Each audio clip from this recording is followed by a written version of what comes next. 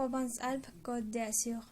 Région est une région au sud de la France bordée par l'Italie et la mer Méditerranée, très connue pour ses paysages variés, des Alpes au sud et aux vallées de Camara, aux vignes nobles ondulées, aux oliviers, aux forêts de pins, aux champs de lavande. Il compte 18 districts.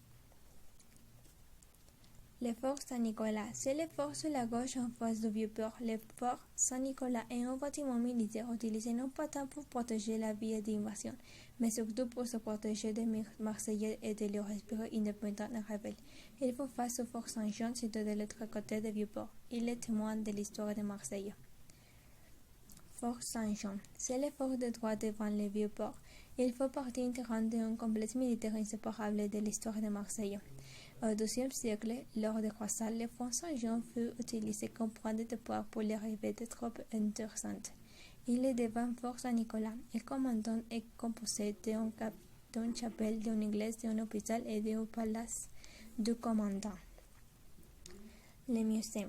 Véritable ajout de Vieux-Port de Marseille, le musée est le premier musée dédié aux cultures méditerranéennes. Son dessin ultramodernes est déjà d'un vue à voir, mais monter sur le toit pour profiter de la photocarte postale, vue sur la ville de la Grèce antique et son port. Sur le fond de l'exposition, le musée bénéficie d'un programme contemporain et interactif mettant en lumière les civilisations méditerranéennes d'aujourd'hui et d'hier.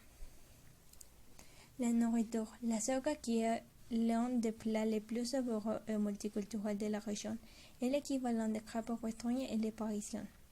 La fougasse de pain plat est revisitée grâce à une grande quantité d'olives, de fromage et d'anchois.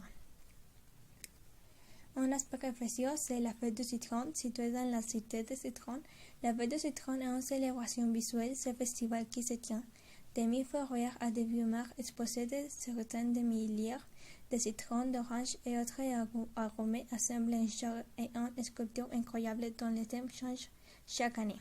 Merci.